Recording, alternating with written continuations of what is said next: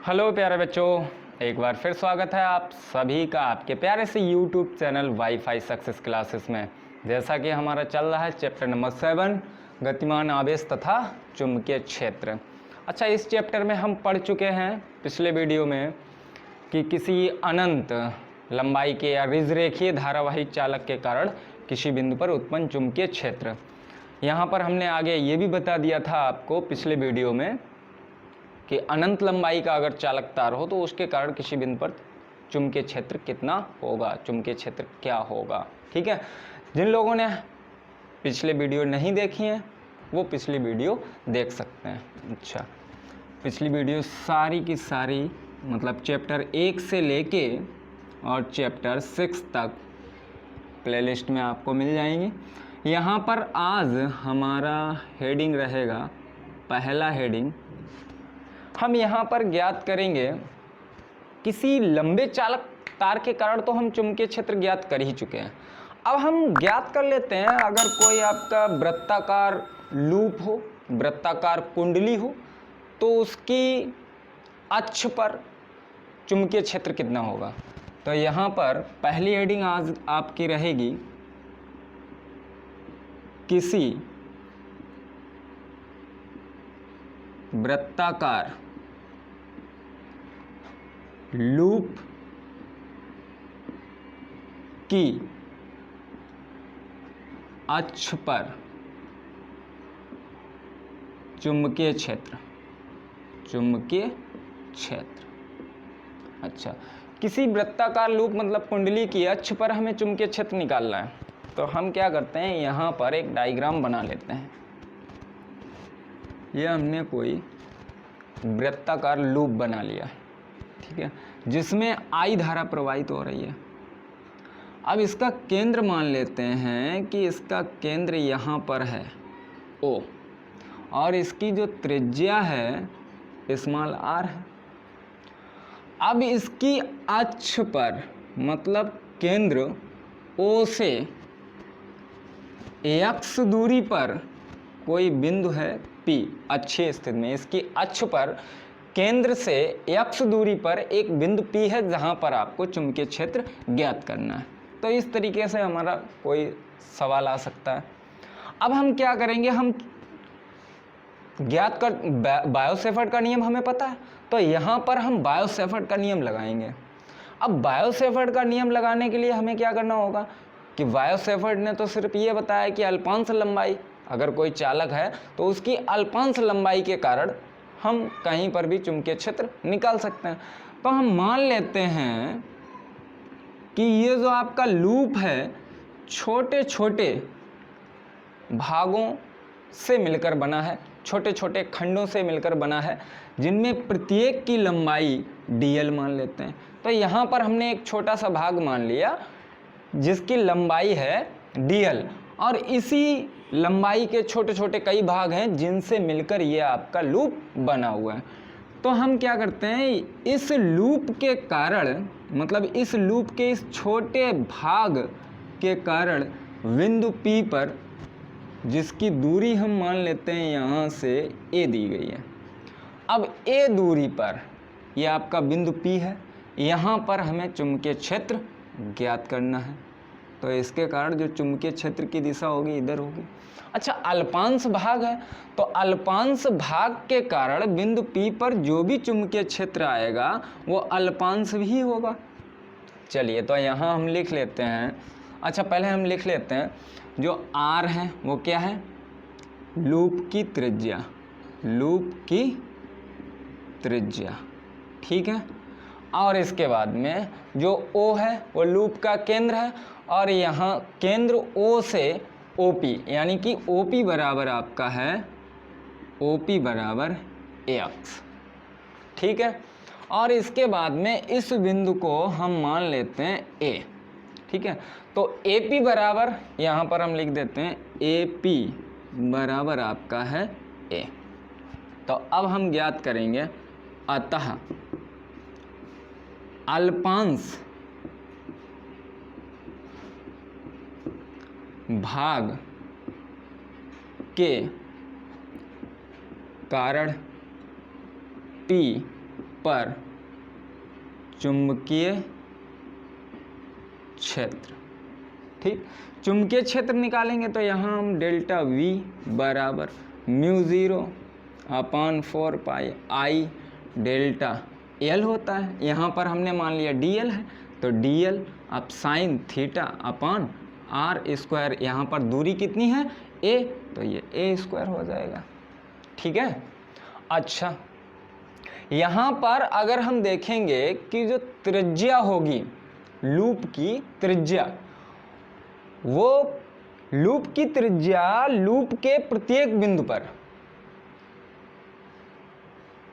लंबवत होती है, यानी कि DL और त्रिज्या के बीच में अल्पांश भाग जो आपका DL है और त्रिज्या एक दूसरे के साथ 90 डिग्री के कोण पर होंगे। अब इस लूप में I धारा प्रवाहित हो रही है, I धारा प्रवाहित हो रही है, तो इसका मतलब जो यहाँ पर धारा अवयव होगा वो और A एक दूसरे के साथ 90 डिग्री का कोण बनाएंगे। तो यहाँ पर हम सीधा सीधा लिख सकते हैं थीटा बराबर 90 डिग्री। ठीक है, थीटा बराबर 90 डिग्री कहाँ आपका ये रहेगा DL व R के बीच, DL व R के बीच थीटा बराबर 90 डिग्री हो गया। तो यहाँ पर आपका डेल्टा V बराबर μ0 upon 4 pi into I DL upon A square, इस तरीके से हो गया। अच्छा, अब हमने एक भाग के कारण जो चुंबकीय क्षेत्र निकाला उसकी दिशा रही इस तरफ। ठीक है, अब यहाँ पर अगर हम कोई बिंदु मान लें A डैश है आपका, जिसकी लंबाई कितनी होगी वही DL, यहाँ पर भी भाग है कोई DL। अब इसके कारण जब हम चुंबकीय क्षेत्र निकालेंगे बिंदु P पर ही, तो उसकी दिशा इधर रहेगी।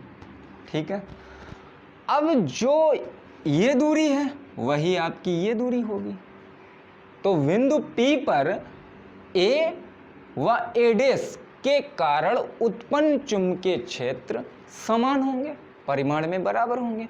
तब हम क्या करते हैं कि बिंदु P पर उत्पन्न चुंबकीय क्षेत्र को अक्ष के लंबवत और अनुदिश घटकों में वियोजित कर लेते हैं।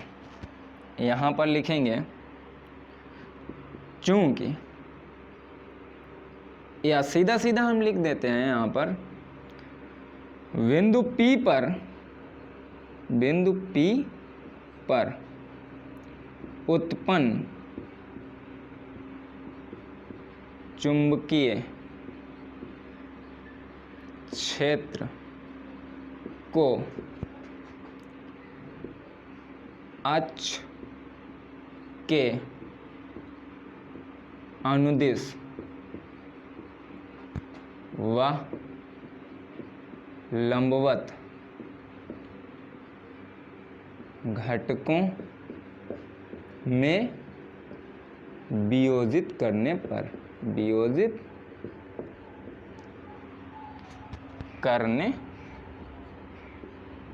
पर अच्छा, यहाँ पर जब हम लंबवत और अनुदिश घटकों में वियोजित करेंगे तो देखिए ज़रा, जो आपके लंबवत घटक होंगे, अब त्रिज्या इधर है, अक्ष ये हो गई, तो लंबवत घटक यहाँ पर ये आपका हो जाएगा डेल्टा V cos थीटा, यहाँ पर होगा डेल्टा V cos थीटा, और जो अनुदिश घटक होंगे वो आपके होंगे डेल्टा V sin थीटा और डेल्टा V sin थीटा, ये आपके अनुदिश घटक हो गए। यहाँ पर लंबवत घटक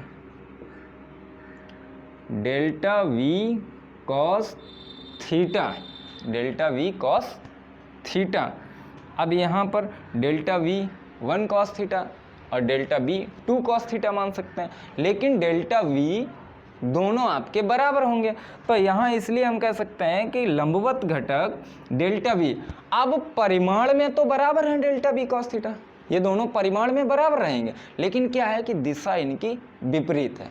जब दिशा विपरीत है तो यहाँ पर हम लिख सकते हैं लंबवत घटक डेल्टा v cos थीटा परिमाण में बराबर, परंतु दिशा में विपरीत है, विपरीत हैं, इसलिए ये एक दूसरे को निरस्त कर देंगे, इसलिए डेल्टा v एक दूसरे को निरस्त कर देंगे, इसलिए ये एक दूसरे को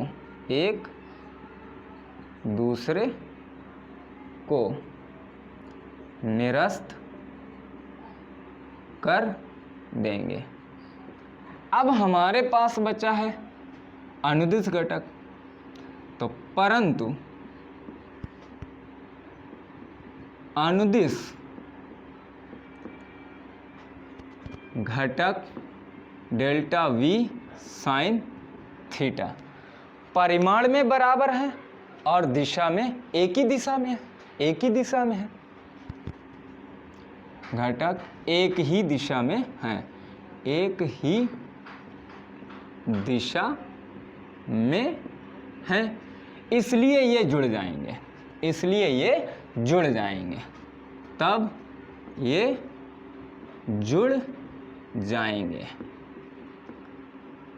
अच्छा, इसलिए ये जुड़ जाएंगे। अब जुड़ जाएंगे जब हमने एक अल्पांश भाग के कारण निकाल लिया है चुंबकीय क्षेत्र, तो पूरी लूप के कारण हम बिंदु P पर चुंबकीय क्षेत्र निकाल सकते हैं। ठीक है, यहां पर लिखेंगे तब पूरी लूप के कारण P पर चुंबकीय क्षेत्र कितना होगा, V बराबर इंट्रीकेशन।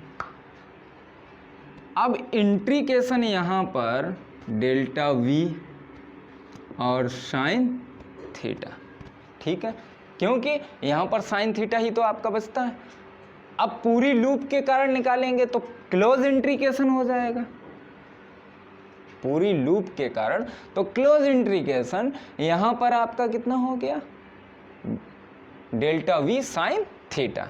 अच्छा, डेल्टा V का मान रख देते हैं, तो B बराबर क्लोज इंट्रीकेशन, यहाँ पर डेल्टा V का मान आपका कितना आया है, डेल्टा V का मान है, ये रहा समीकरण 1, तो डेल्टा V का मान है μ0 upon 4 pi into I D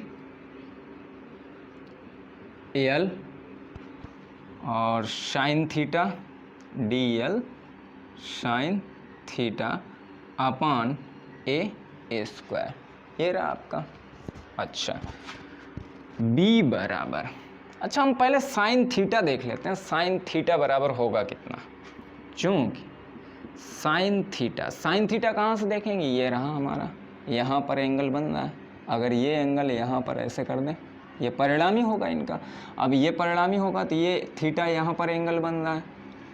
अब यहाँ पर जो थीटा एंगल बन रहा है, इस एंगल से हम साइन थीटा का मान निकालेंगे, तो साइन थीटा बराबर आपका क्या हो जाएगा, लंब बटे कर्ण, लंब आपका ये आर रहा, कर्ण ये रहा, ठीक है, तो यहाँ से आर अपान क्या हो जाएगा, ए रख दीजिए यहाँ पर, तो B बराबर close integration μ0 upon 4 pi into I D L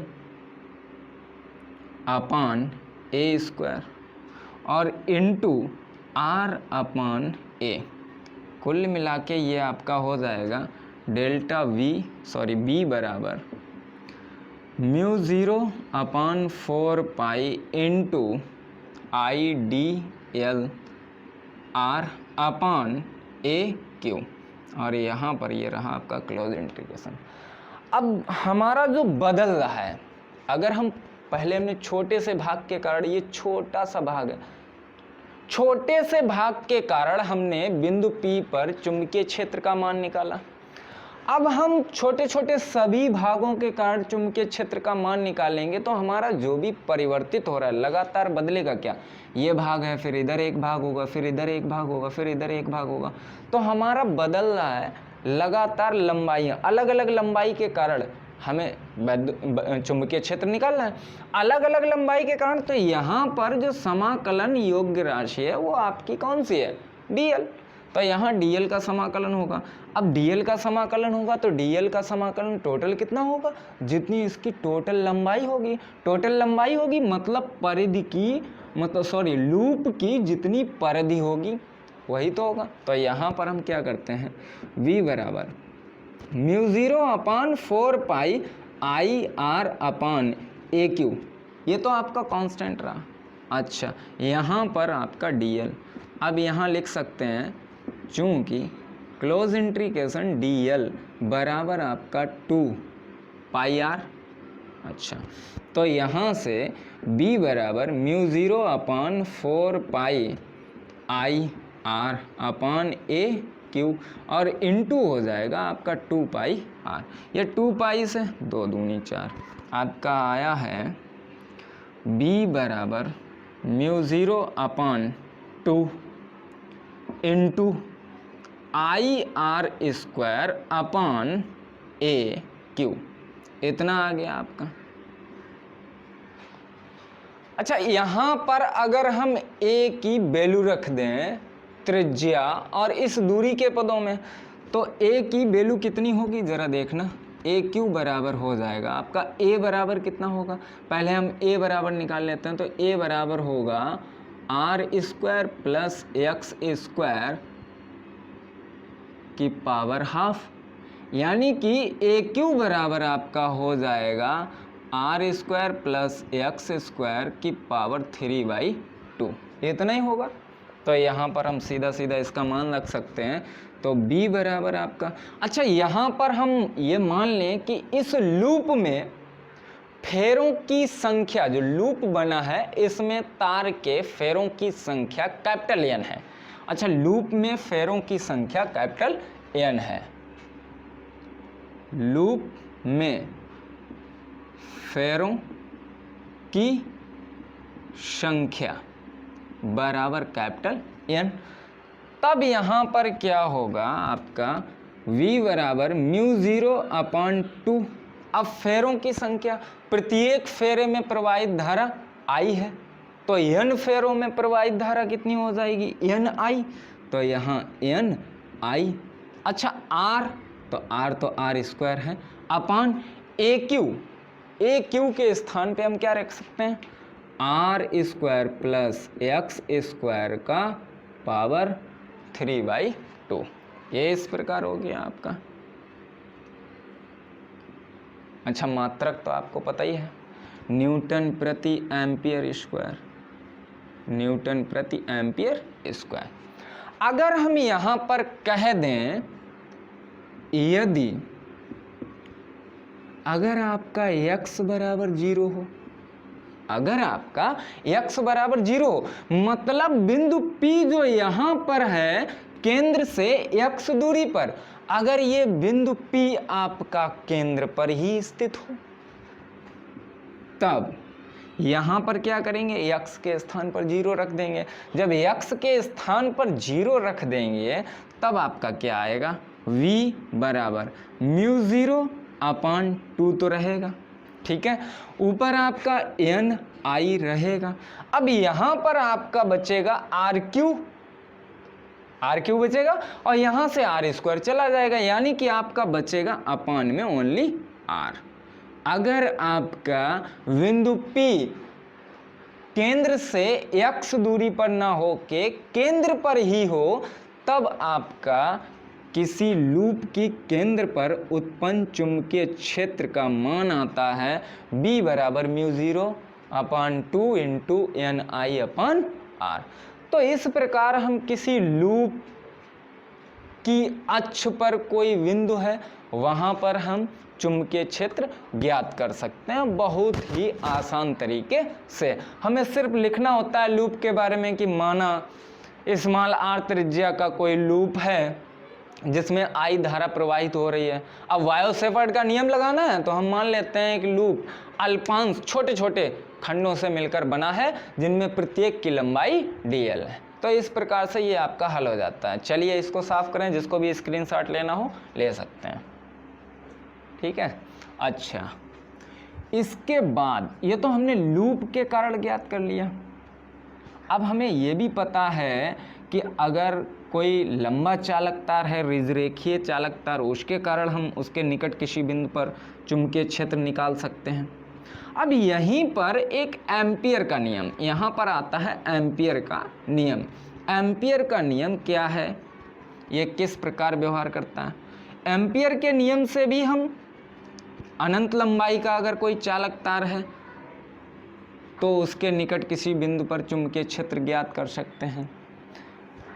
ampere के नियम से हम कोई धारावाही प्रणालिका है, उसके अंदर या उसके सिरों पर चुंबकीय क्षेत्र ज्ञात कर सकते हैं। तो यहाँ पर एम्पियर का नियम भी आपके लिए इम्पॉर्टेंट है। एम्पियर का नियम, जो एम्पियर का नियम है, ये काफ़ी इम्पॉर्टेंट रहता है बोर्ड एग्ज़ाम के लिए भी, और फिर इसके अनुप्रयोग। तो यहाँ पर अब आपकी हेडिंग रहेगी एम्पियर का नियम। एम्पियर का परिपथीय नियम, परिपथीय नियम, एम्पियर का परिपथीय नियम। अच्छा, एम्पियर का परिपथीय नियम क्या है? परिपथीय नियम यानी कि इसमें एक परिपथ होना चाहिए, ठीक है, क्योंकि परिपथ के बारे में कहा गया। एम्पियर ने अपने परिपथीय नियम के अनुसार बताया है कि किसी भी परिपथ की, किसी भी बंद परिपथ की सीमा के अनुदिश, किसी भी बंद परिपथ की सीमा के अनुदिश चुंबकीय क्षेत्र का रेखीय समाकलन उस परिपथ में प्रवाहित धारा का μ0 गुना होता है। चलिए किस प्रकार? हम मान लेते हैं कोई XY चालक तार है आपका, कोई XY चालक तार है। अब एम्पियर ने अपना जो नियम बताया है, close integration B dot dl बराबर μ0 I, ये एम्पियर का परिपथीय नियम होता है। अच्छा, इस एम्पियर के परिपथीय नियम को हम सिद्ध करेंगे। किस प्रकार सिद्ध कर सकते हैं? यहाँ पर हमने मान लिया कि आपका कोई चालक तार है XY, जिसमें नीचे से ऊपर की ओर विद्युत धारा प्रवाहित हो रही है। अब नीचे से ऊपर की ओर विद्युत धारा प्रवाहित हो रही है। अब हमें क्या करना है कि इस विद्युत धारा को घेरना है, क्योंकि बंद होना चाहिए। तो घेरना है, घेरने के लिए हम क्या करते हैं, स्मॉल r त्रिज्या का, स्मॉल r त्रिज्या का एक पथ बना लेते हैं, बंद पथ, ठीक। और इसका जो केंद्र है चालक तार पर स्थित है, ये स्मॉल r त्रिज्या हो गई। अब स्मॉल r त्रिज्या के कारण यहाँ पर अगर हम पथ पर कोई बिंदु मान लें P, तो इस चालक तार में कितनी धारा बह रही है? I धारा। अब I धारा बह रही है तो इस चालक तार के कारण बिंदु P पर अगर हम चुंबकीय क्षेत्र निकालेंगे तब पथ के बिंदु P पर चुंबकीय क्षेत्र, चुंबकीय क्षेत्र कितना निकलेगा? B बराबर हमारा आना चाहिए, जो हमने अनंत लंबाई के चालक तार के कारण किसी बिंदु पर चुंबकीय क्षेत्र पढ़ा है, तो हमारा आना चाहिए B बराबर कितना? μ0 अपान है 2 पाई इंटू I अपान R। जी हाँ, तो हमारा आना चाहिए μ0 अपान 2 पाई इंटू I अपान R, इतना आना चाहिए अनंत लंबाई के चालक तार के कारण, अनंत लंबाई के चालक तार के कारण किसी बिंदु पर हमने जो चुंबकीय क्षेत्र पढ़ा है तो इतना होना चाहिए। अब यहाँ पर जो एम्पियर का नियम है, एम्पियर का नियम कहता है कि इस परिपथ, बंद परिपथ की सीमा के अनुदिश अगर हम चुंबकीय क्षेत्र का रेखीय समाकलन करते हैं तो वो इस परिपथ द्वारा घिरी कुल धारा का μ0 गुना होता है। ये हमें प्रूफ करना है, μ0 I, ठीक है। अच्छा, ये तो हमारा हो गया। अब यहाँ पर अगर हम कह दें कि ये जो आपका वृत्तीय पथ है, जो हमने वृत्तीय पथ का निर्माण किया है, ये छोटे छोटे भागों से मिलकर बना है। वृत्तीय पथ का जो निर्माण किया है ये छोटे छोटे भागों से मिलकर बना है, जिनमें प्रत्येक की लंबाई है dl, प्रत्येक की लंबाई dl है। तो यहां पर जो बिंदु P पर उत्पन्न चुंबकीय क्षेत्र होगा उसकी दिशा किधर होगी? अगर हम इस वृत्तीय पथ के किसी बिंदु पर स्पर्श रेखा खींच दें, यानी कि बिंदु P पर अगर हम स्पर्श रेखा खींच दें, स्पर्श रेखा, तो वो चुंबकीय क्षेत्र की दिशा को बताएगी, ठीक है। और इसी दिशा में आपका dl भी होगा कि नहीं? अच्छा, जब ये दोनों एक ही दिशा में हैं तो हम यहाँ पर कह सकते हैं कि आपका क्लोज इंट्रीकेशन B डॉट dl, ठीक है। क्लोज इंट्रीकेशन, अगर आपकी धारा यहाँ पर I है, I धारा घिरी हुई है, तो यहाँ पर क्लोज इंट्रीकेशन B डॉट dl बराबर, यहाँ पर आपका आ गया है B बाहर निकल जाएगा, यानी कि ऐसे भी हम लिख सकते हैं B dl cos। अब यहाँ पर दोनों के बीच में कोण कितना होगा? थीटा बराबर 0 डिग्री, क्योंकि एक ही दिशा में dl और B, यानी कि चुंबकीय क्षेत्र की दिशा और छोटे से अल्पांश भाग की जो लंबाई की मतलब दिशा है, यहाँ पर छोटे छोटे भाग होंगे ऐसे, तो जो dl होगा वो और चुंबकीय क्षेत्र एक ही दिशा में होंगे। अच्छा, एक ही दिशा में होंगे तो उनके बीच कोण कितना हो गया? 0 डिग्री का। तो यहाँ पर आपका क्लोज इंट्रीकेशन B डॉट dl बराबर आपका ये हो जाएगा क्लोज इंट्रीकेशन B dl, इतना ही हो गया। अच्छा, B हमारा कांस्टेंट है, इसको बाहर निकाल लेते हैं, क्योंकि ये जो वृत्तीय पथ बना है छोटे छोटे भागों से मिलकर बना है और बकाया कोई चीज़ परिवर्तित नहीं हो रही है। तो यहाँ पर क्लोज इंट्रीकेशन B डॉट dl बराबर आपका B बाहर निकला, क्लोज इंट्रीकेशन dl हो गया। अच्छा, ये हो गया। अब यहाँ पे हम क्या करते हैं, dl का मान रख लेते हैं। क्लोज इंट्रीकेशन B डॉट dl बराबर कितना हो जाएगा आपका? V। अच्छा, क्लोज इंट्रीकेशन dl का मतलब क्या होगा? क्लोज इंट्रीकेशन dl का मतलब इस वृत्तीय पथ की परिधि, और परिधि आपकी होगी 2 पाई r, क्योंकि यहाँ पर त्रिज्या कितनी है? r। तो यहाँ पर इनटू में हो जाएगा 2 पाई r, इस प्रकार हो गया। अच्छा, यहाँ पर हम b का मान निकाल चुके हैं, इसको डाल देते हैं समीकरण नंबर 1। चूंकि या b, इससे कोई, यहाँ पर v का मान समीकरण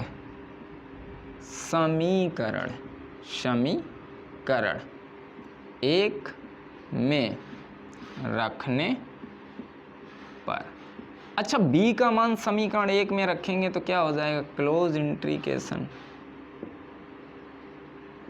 dl बराबर, यहाँ पर आपका क्या होगा? b का मान है μ0/2 pi into I upon r, और इसमें इंटू होना है क्या? 2 पाई r, इतना होना। अच्छा, यहाँ से आपका क्या हो जाएगा? 2 पाई से 2 पाई, r से r कट गया, कितना आया आपका? Close integration vector b dot vector dl बराबर μ0I। तो ये रहा आपका एम्पियर का परपतीय नियम। एम्पियर के परपतीय नियम के अनुसार, अगर इस एम्पियर के परपतीय नियम को हम देखें स्थिर वैद्युत की दशा में, अगर हम देखते हैं स्थिर वैद्युत की दशा में, तब आपका ये एम्पियर का परपतीय नियम चैप्टर नंबर 2 गॉस की जो प्रमेय है उसकी भांति ही व्यवहार करता है, क्योंकि गॉस ने भी अपनी प्रमेय में यही बताया था। गॉस की जो प्रमेय है उसमें गॉस ने यही बताया कि आवेश घिरा होना चाहिए। यहाँ इन्होंने क्या बताया, धारा घिरी होनी चाहिए। ठीक है, तो कहने का मतलब ये दोनों नियम एक ही जैसे हैं। ठीक है, ये रहा आपका एम्पियर का परपतीय नियम। इसके बाद में हम बात कर लेते हैं एम्पियर के परपतीय नियम को तो हमने जान लिया। अब हम देखते हैं कि एम्पियर के परपतीय नियम के आधार पर क्या हम किसी लंबे चालक तार के कारण किसी बिंदु पर चुंबकीय क्षेत्र ज्ञात कर सकते हैं या नहीं। चलिए इसका पहला अनुप्रयोग देखते हैं, इसको साफ कर दें। तो एम्पियर के परपतीय नियम का पहला ही अनुप्रयोग आप ले लेते हैं एक, कि किसी लंबे चालक तार के कारण किसी बिंदु पर उत्पन्न चुंबकीय क्षेत्र। चलिए अब हमें ज्ञात करना है, एम्पियर के परपतीय नियम का अनुप्रयोग करके ज्ञात करना है किसी अनंत लंबाई के, हेडिंग रहेगी आपकी, किसी अनंत लंबाई के चालक तार के कारण चुंबकीय क्षेत्र। अच्छा, इस चालक तार के कारण हमें चुंबकीय क्षेत्र ज्ञात करना है, तो हम फिर क्या लिखेंगे यहाँ पर, माना कोई एक लंबा चालक तार XY है जिसमें I धारा नीचे से ऊपर की ओर प्रवाहित हो रही है, तब इसके चारों ओर स्मॉल r त्रिज्या का एक वृत्तीय पथ बनाते हैं, मतलब r दूरी पर हमें ज्ञात करना है, तो स्मॉल r त्रिज्या का एक वृत्तीय पथ बना लेते हैं। ठीक है, जिसकी परिधि पर या जिस पर पथ पर बिंदु P स्थित है। अब यहां पर हम देखेंगे कि बिंदु P पर जो चुंबकीय क्षेत्र होगा और dl, सदिश dl और चुंबकीय क्षेत्र, वो दोनों एक ही दिशा में होंगे, एक ही दिशा में होंगे। तो यहां पर सीधा सीधा हम लगा देते हैं एम्पियर के परपतीय नियम से, एम्पियर के परपथीय नियम से। अच्छा, एम्पियर के परपतीय नियम से लगाएंगे तो क्लोज इंट्रीकेशन B डॉट dl बराबर क्या होना चाहिए आपका, क्लोज इंट्रीकेशन B डॉट dl या B dl और cos। अब थीटा की बात करते हैं तो एक ही दिशा में, थीटा इक्वल आपका कितना है, 0। ठीक है, क्यों, चूंकि वेक्टर B व वेक्टर dl एक ही दिशा में होंगे, एक ही दिशा में होंगे।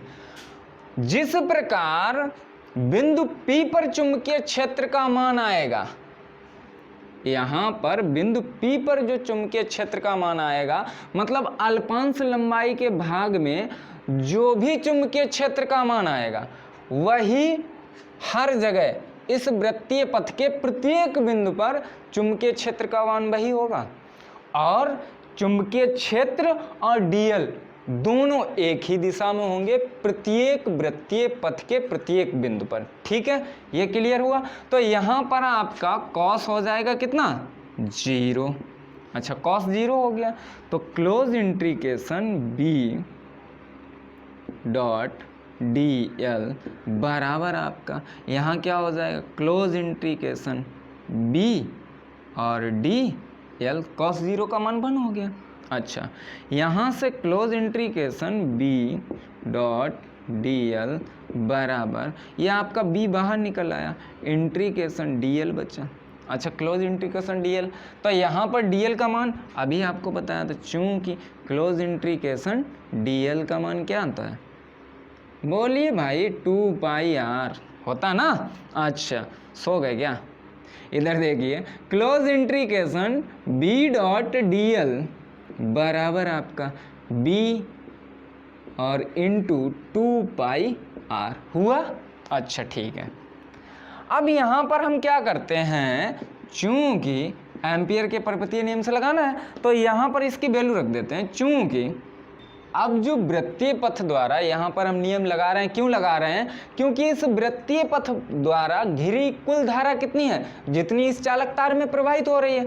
तो यहाँ पर हम एम्पियर का पर्पतीय नियम लगा सकते हैं। तो यहाँ पर B डॉट DL बराबर होता है कितना, μ0 I होता है, लगा दीजिए। तो यहाँ पर आपका क्या हो जाएगा, B इंटू 2πr बराबर आपका हो जाएगा μ0 I। अच्छा, यहाँ से B का मान हमें निकालना था, तो B बराबर क्या हो जाएगा, μ0 upon 2π into I upon R। अच्छा, ये तो हम पहले से ही निकाल चुके हैं बायो-सेवर्ट के नियम के द्वारा। बायो-सेवर्ट के नियम से भी हमने निकाला कि किसी अनंत लंबाई के चालक तार के कारण उसके निकट स्मॉल r दूरी पर चुंबकीय क्षेत्र कितना होगा। उसी प्रकार हमने एम्पियर के पर्पतीय नियम से भी निकाल लिया कि अगर अनंत विस्तार का कोई चालक तार है, अनंत लंबाई का कोई चालक तार है, उसमें I धारा प्रवाहित हो रही हो, तब उसके निकट स्मॉल r दूरी पर उत्पन्न चुंबकीय क्षेत्र का मान कितना होगा। इसका मतलब है कि बायो-सेवर्ट के नियम और एम्पियर के नियम लगभग बराबर ही हैं, बस बायो-सेवर्ट के नियम से हमें गणना थोड़ी ज़्यादा करनी पड़ती है और एम्पियर के पर्पतीय नियम से हमें गणना थोड़ी कम करनी पड़ती है। अच्छा, ये हो गया, जिसको भी स्क्रीनशॉट लेना हो वो ले सकता है। चलिए, इसके बाद में ये तो आपका हो गया एम्पियर के पर्पतीय नियम से हमने ज्ञात कर लिया अनंत विस्तार के, अनंत लंबाई के चालक तार के कारण चुंबकीय क्षेत्र। अच्छा, इसके बाद में अगर हम इनके और अनुप्रयोग की बात करें, ये तो भाई आपका एक चालक तार था, ठीक है। अब यहीं पर अगर हम बोल दें कि किसी धारावाही परिनालिका, धारावाही परिनालिका, अब यहाँ पर बात बदल गई भाई, अनुप्रयोग नंबर 2 में आ गया धारावाही परिनालिका, ठीक है, धारावाही परिनालिका। अब किसी धारावाही परिनालिका के सिरों पर चुंबकीय क्षेत्र में ज्ञात करना है एम्पियर के पर्पतीय नियम से। अब धारावाही परिनालिका होती क्या है, छोटी क्लासों में हम पढ़ चुके हैं हालांकि धारावाही परिनालिका क्या होती है, लेकिन फिर भी यहाँ पर धारावाही परिनालिका आया है तो इसके बारे में हम बता दें।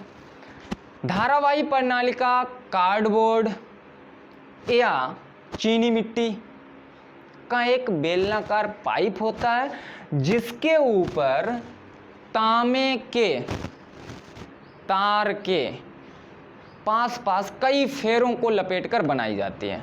अब तांबे के तार पर, जो तांबे के तार होते हैं उन पर विद्युत रोधी पदार्थ का लेप होता है। लेप होने से क्या होता है कि वो तार एक दूसरे के समीप रहते हैं, लेकिन एक तार से दूसरे तार में विद्युत धारा का प्रवाह नहीं हो पाता है, ठीक है। तो इस प्रकार चीनी मिट्टी के बेलनाकार पाइप के ऊपर तांबे के कई फेरों को लपेटकर धारावाही परिनालिका बनाई जाती है, और जब इसमें हम विद्युत धारा प्रवाहित करते हैं तो इसके चारों ओर, इसके अंदर एक चुंबकीय क्षेत्र उत्पन्न हो जाता है, इसके चारों ओर एक चुंबकीय क्षेत्र उत्पन्न हो जाता है।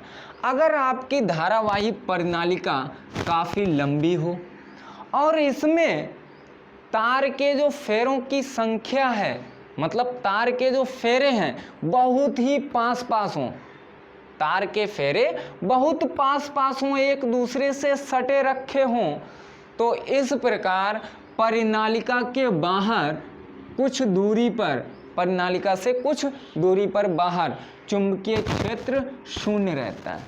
परिनालिका के बाहर चुंबकीय क्षेत्र का मान शून्य होता है। अच्छा, यहाँ पर इसको हमने मान लिया कि ये परिनालिका है, तो परिनालिका के बाहर बिल्कुल मतलब थोड़ा बहुत तो चुंबकीय क्षेत्र होगा, ठीक है। तो इस प्रकार से फेरों की संख्या हमने मतलब मान लेते हैं कि वो एक धारावाही परिनालिका है जो n फेरों की, तार के n फेरों को लपेटकर बनाई गई है।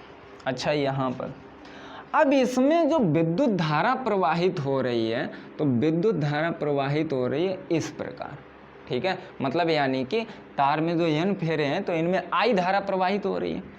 अब जो धारा का मान है इसमें I है, I धारा प्रवाहित हो रही है। I धारा प्रवाहित हो रही है तो इसमें जो चुंबकीय बल रेखाएं होंगी, चुंबकीय बल रेखाएं इस प्रकार होंगी।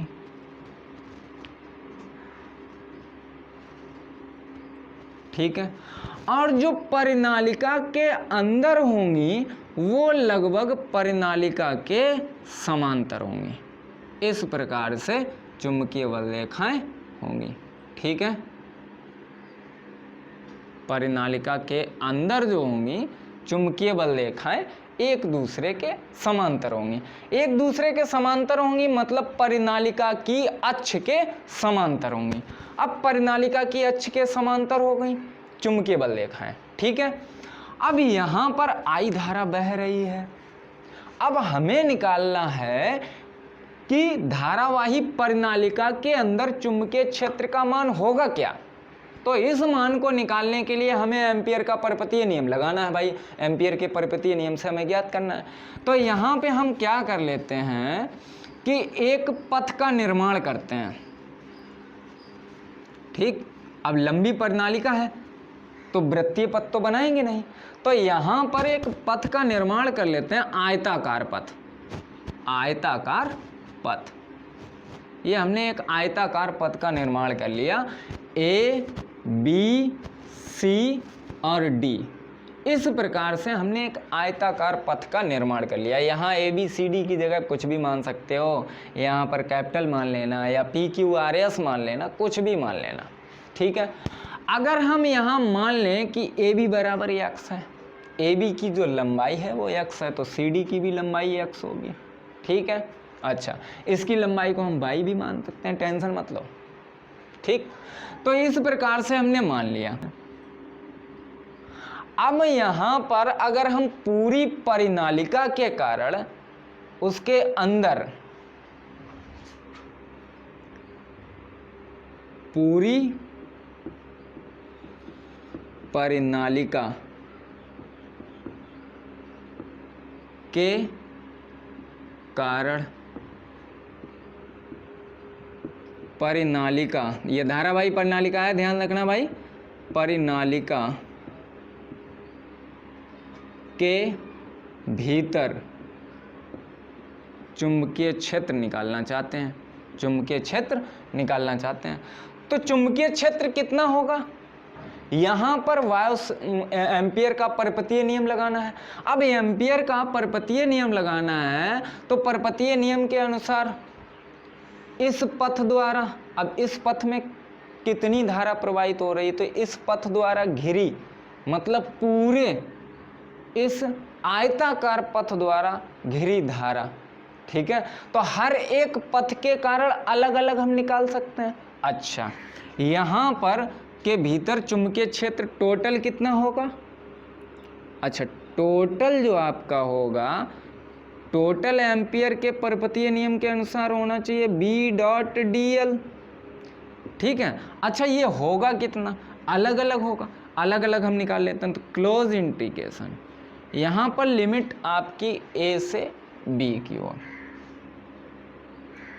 या B से A, B से A।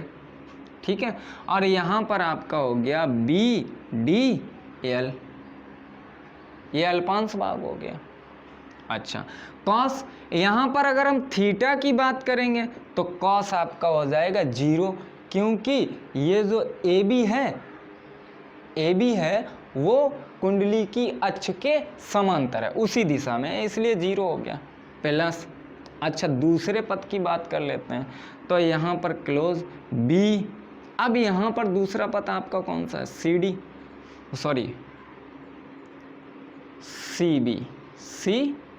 अच्छा, CB की बात कर लेते हैं तो यहाँ पर DL। अच्छा, कॉस की बात करेंगे, थीटा कितना होगा। अब ये जो आपका पथ है, ये जो भुजा है यानी कि BC भुजा है, BC भुजा कहाँ है, अरे धारावाही परिनालिका की अक्ष के कहाँ है, लंबवत है। लंबवत है तो यहाँ कितना हो जाएगा, 90 डिग्री हुआ।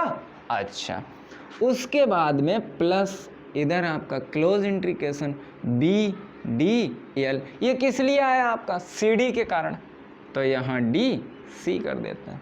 अच्छा, यहाँ पर अगर हम कॉस की बात करेंगे तो एंगल कितना होगा, ये भी भाई समांतर है, समांतर है तो 0 हो गया। अच्छा, प्लस अब आपकी लास्ट जो बची है भुजा एडी, तो यहाँ पर आपका बी डी एल, आप कॉस की बात करेंगे तो ये भी लंबवत है, तो ये लंबवत है यानी कि 90 डिग्री हो गया, 90 डिग्री हो गया।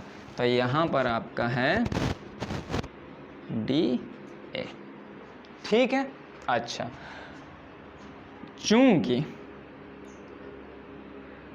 धारावाही परिनालिका, धारावाही परिनालिका के बाहर चुंबकीय क्षेत्र शून्य होता है।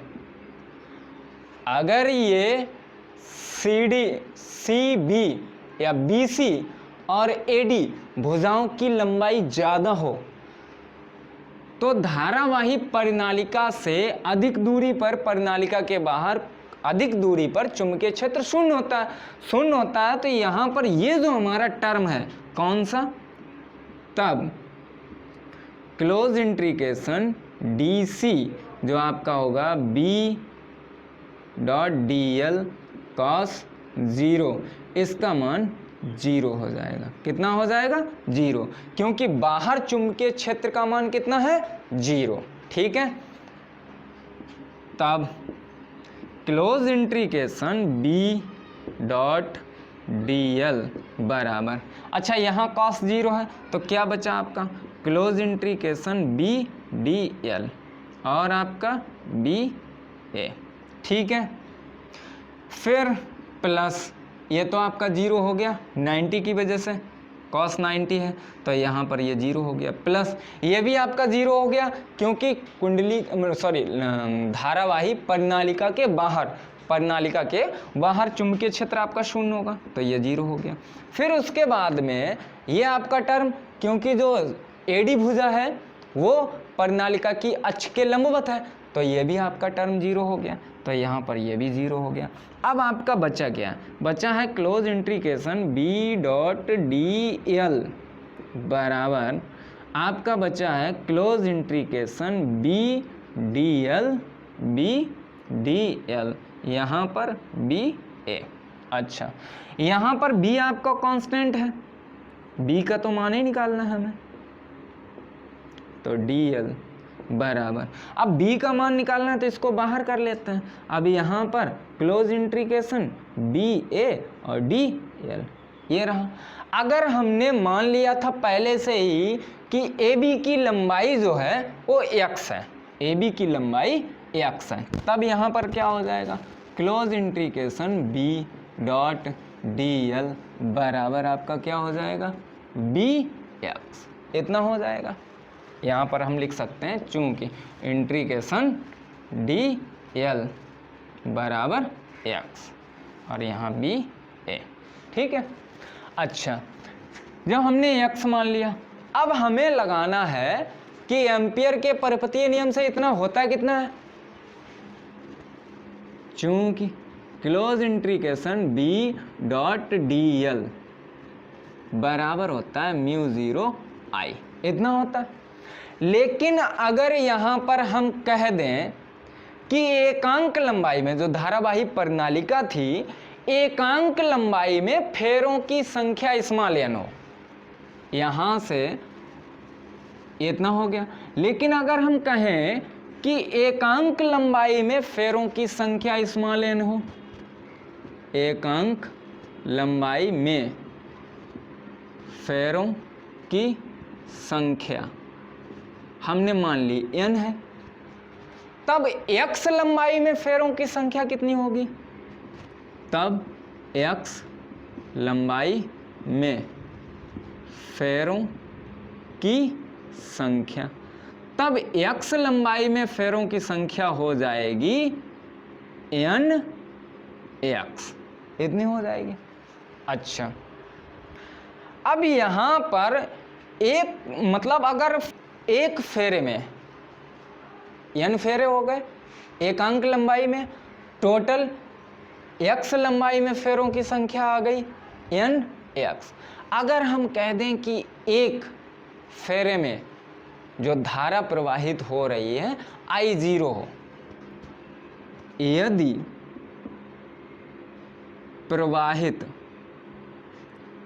यदि प्रत्येक फेरे में प्रवाहित धारा I0 हो, तब पूरे फेरों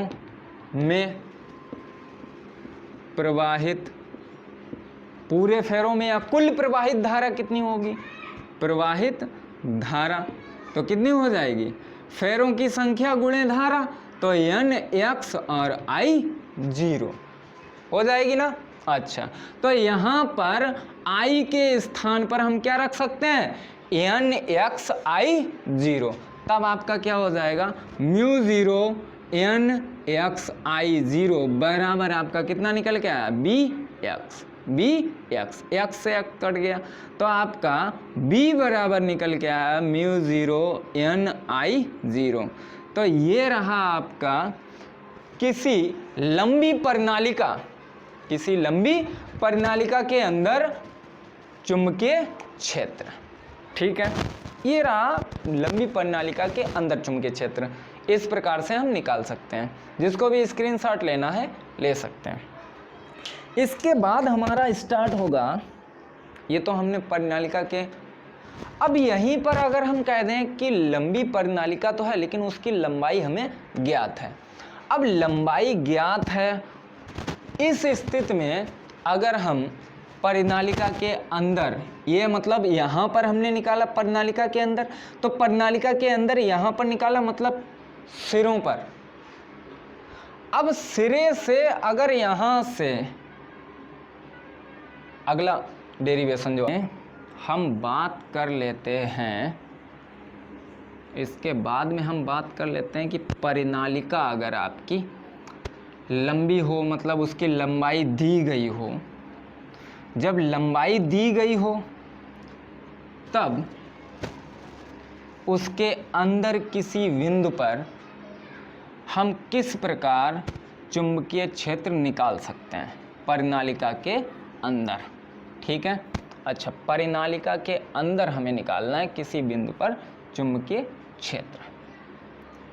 ठीक है, प्रणालिका के अंदर अब यहाँ पर हम एक प्रणालिका बना लेते हैं। मान लेते हैं कैपिटल L लंबाई की एक कोई धारावाही प्रणालिका है जिसमें फेरों की संख्या स्मॉल n है। ठीक है, अब फेरों की संख्या स्मॉल n हो गई और यहाँ पर कोई बिंदु है P। ठीक है, ये इसकी प्रणालिका की अक्ष हो गई। अब यहाँ पर कोई बिंदु है P, इस बिंदु पर हमें प्रणालिका के कारण उत्पन्न चुंबकीय क्षेत्र निकालना है। तो इस प्रकार यहाँ पर अगर हम मान लें कि अक्ष के साथ ये एंगल बन रहा है φ1 और दूसरा ये एंगल बन रहा है φ2, तो इस प्रकार के चुंबकीय क्षेत्र को ज्ञात करने के लिए हमारे पास सूत्र होता है μ0/2 into n I small n I और कोष्टक में cos φ1 माइनस cos φ2। ठीक है, अब यहाँ पर हमें क्या करना है, φ1 और φ2 के मान रख देते हैं। मतलब इस हिसाब से, इस सूत्र से हमारे पास ये सूत्र रहता है प्रणालिका के अंदर किसी भी बिंदु पर चुंबकीय क्षेत्र ज्ञात करने का, अगर कोई आपकी लंबाई प्रणालिका की जब लंबाई दी गई हो। अच्छा, यहाँ पर आपसे ये कह दिया जाए कि जो बिंदु P है इस सिरे, मतलब ये पहला सिरा मान लेते हैं, ये दूसरा सिरा मान लेते हैं, बिंदु P आपका A पर स्थित है। यदि यहाँ पर हम कह दें बिंदु